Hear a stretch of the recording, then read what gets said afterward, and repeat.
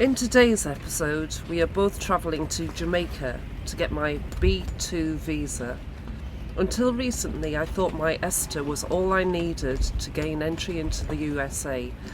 But no, if you're travelling by sail, you need a full visa.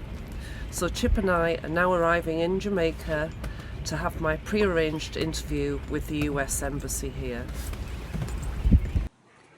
Here we are, just arrived at the Royal Jamaica Yacht Club, took an Uber from the airport, and we've arrived fairly early in the morning. The views are great, and mountains in the background, really nice landscaping everywhere. And we're here to turn over 2 trophies from the family back to the club, where we think they'll be appreciated more than sitting in our closet. So we're going to meet with Mr. Peter Morris here and the Vice Commodore of the Yacht Club eventually.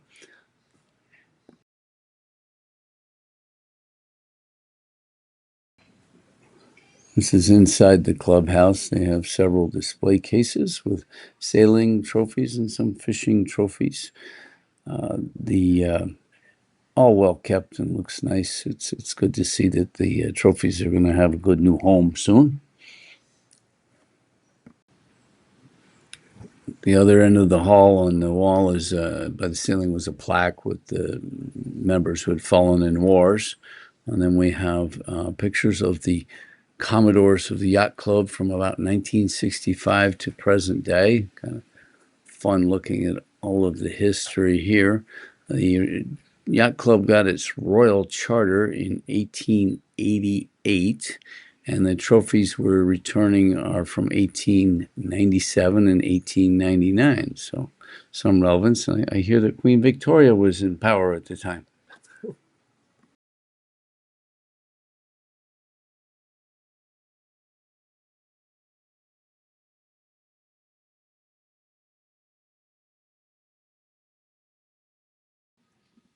And here we are sitting, having a cup of tea and enjoying the lovely view of Kingston Harbour with the trophies out of their bags and just waiting for the welcoming committee to arrive.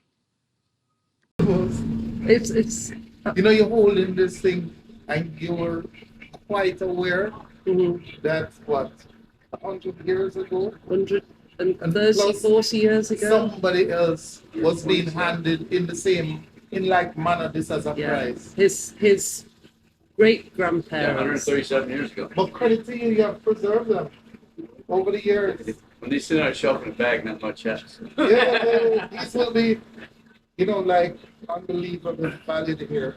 Yeah. This is history. Well, Validates. people will be interested. And it It's part of validates- Jamaica history We as need well. to get the story, the backstory for these, because the questions will be asked.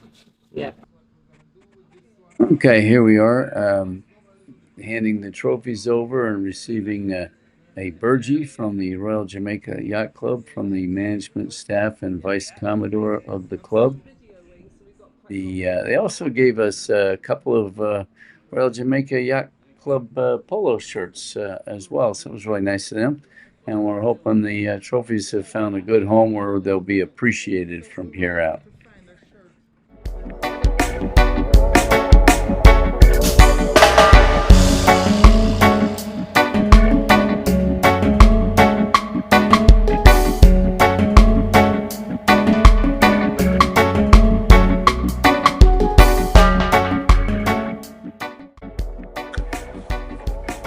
In the afternoon after we arrived, we decided to go to the Bob Marley Museum. We couldn't photograph inside, so these are some of the photographs outside.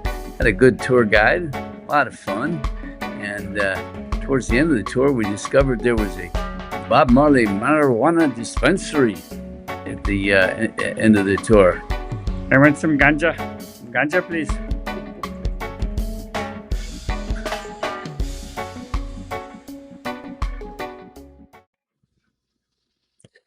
The following morning, Chip and I got up early so that we could be first in the queue in the US Embassy. When we arrived around 6 o'clock in the morning for my 7:15 appointment, we found a huge number of people who were already there waiting. It was such a surreal experience.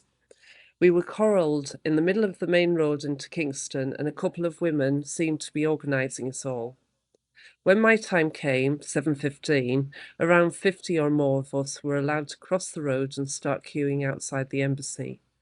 It was a bizarre experience and felt almost like going into a prison. We were not to take in anything except our paperwork, passport, and a little money. There was a little shop in there. I was not allowed to take my Garmin watch in or a phone. Chip was not allowed to wait outside the embassy for me either. After queuing in about 4 or 5 different queues, I finally got an interview for my visa.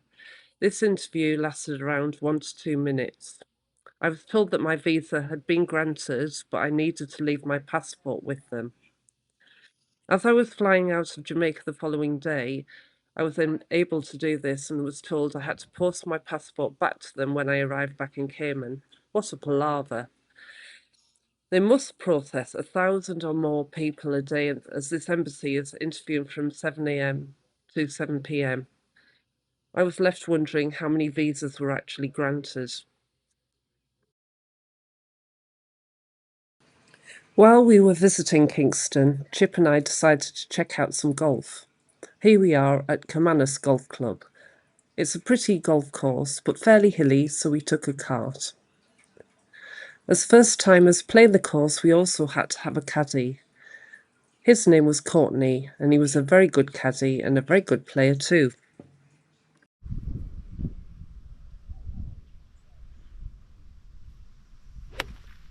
Nice shots. Nice shot. Get up the hill. Get up. Hit the pin. Get up there. Beautiful shot, Chip. Well done. I'll take it. You on, Courtney? All aboard.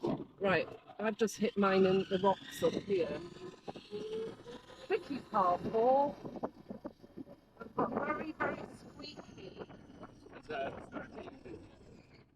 Oh my god. So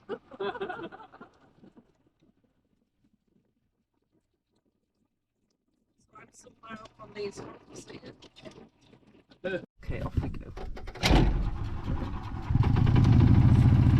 Another triple bogey on up the hill.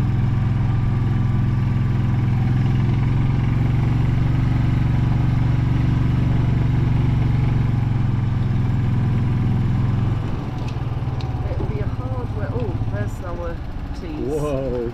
Up there. That's pretty good. And look at the.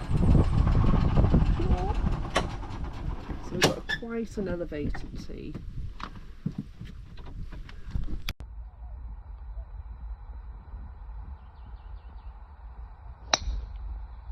Well done. Well done.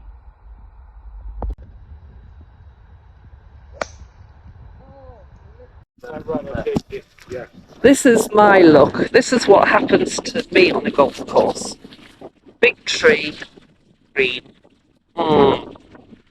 What to do? Now you hold that. I'm gonna. I'll just chip it down there. To get a hold in one here. We are now recording. You're now live for the best lay in the land. Yay! We got out of there. Okay, off we go. All aboard! All aboard.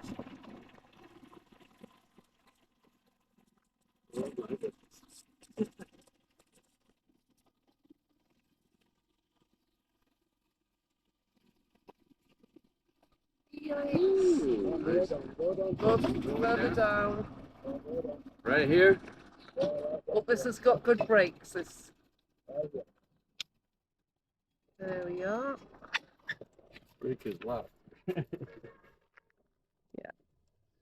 Nice par 3. Got about 165 yards to the middle. Down the hill we go. Probably charging the battery doing this. That's the brake. Are you just hanging on to the brakes, are you? Oh, that's the engine. I'm touching the brakes, holding this down. This is because I'm not running the gas engine. Oh, Hang what's the on, bump? Bump. We didn't lose one. Courtney is still on the back there. We haven't lost him down the hill. Okay, we're just stopping at the 9th hole for a little break. Thoughts so far on this course? It's a really nice, interested elevator course. It's a bit dry, and the bunkers are pretty much just red dirt, not sand. Halfway house facilities good. The toilets are very basic, and it's very dark in the ladies' toilets, but it was all clean and nice. And it's actually very nice views on this golf course. Just got a lot of golf carts coming past us at the moment. The caddy idea is actually excellent because it's helped a lot with the putting and stuff. So really, so far so good. Really pretty course. Back in the, Yeah. there's the ship there. That cup. So Courtney, is this the signature hole? Yeah, this is number 10. Yeah, Courtney's Going on the a back scratch nine. golfer, really good. He hit one ball and he hit it a mile, so it's making us look like real amateurs.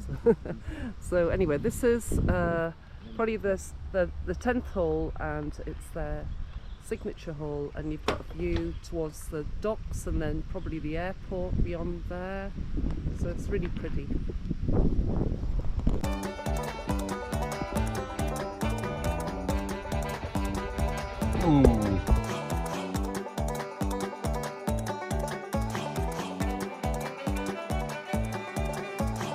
We had fun going down the 18th, a par 5 hole. I thought it was straightforward, but Chip had a very adventurous last hole. I was less adventurous and finished on a good note. We did enjoy this course and our caddy's company. The golf course was interesting, quite hilly but attractive with nice views.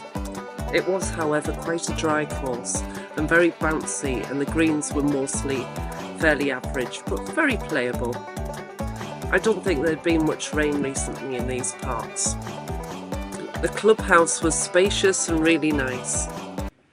They were getting ready for a wedding reception while we were there. There is only one other course in this part of Jamaica, but we are very much looking forward to playing more golf in Montego Bay and the north part of Jamaica when we sail there in around early June or the end of May time.